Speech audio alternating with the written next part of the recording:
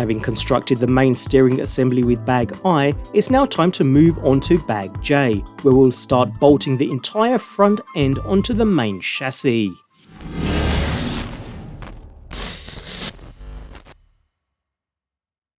Time to start assembling the truck to the chassis, a 4mm CNC hard anodized lightened chassis with this kit. Quality looks top notch as we'd expect from Tekno, with the underside having a large number of countersunk screw holes for the number of screws in kit bag J. So in this bag we have all the screws required for mounting the front end to the chassis, as well as mounting several other pieces in order to attach the steering linkage at the same time. So with that said, we'll crack on by placing the front body mount into position and secure it in place from the bottom using two 12mm flathead screws. No need to crank too hard here as we don't want to strip any plastic threads in the process, just enough so the part holds firm. Next are our steering posts. These sit just above the front centre brace just installed, and they key into the chassis with their flat sides, also making them easier to secure using 10mm flathead screws fed in from the bottom, using thread lock here since we're going into metal posts. With that done, we can now bring in our front assembly, and with the front end in place, we can turn the entire unit upside down and begin securing from the bottom with two 12mm flathead screws for the moment, keeping the entire unit in place. And with that, the front end assembly is now secured to the chassis.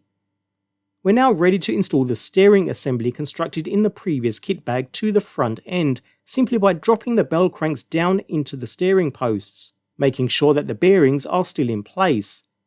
After which we position the top plate and secure by using 10mm buttonhead screws on either side of the rear. These are going into metal steering posts, so adding some thread lock here is advisable.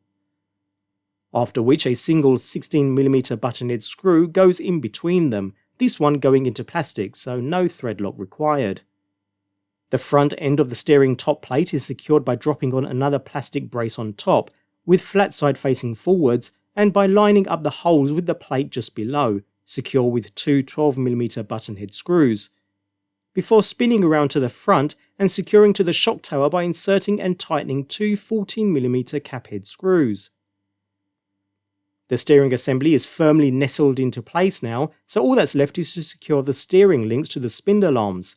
To do that, feed a single 18mm buttonhead screw through the free end of the steering link, then through two 8mm washers, and finally through the spindle carrier, before being secured into position with an M3 lock nut, tightening until snug.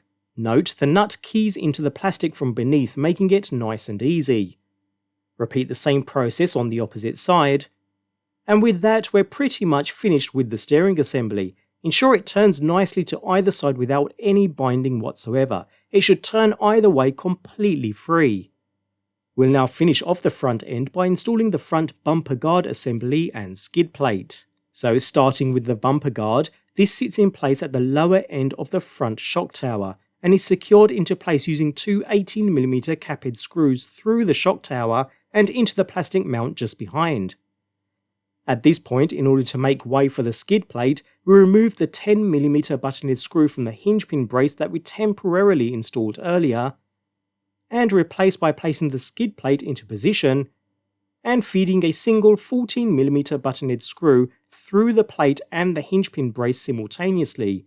As the plastic behind is already threaded, this should go in rather easily.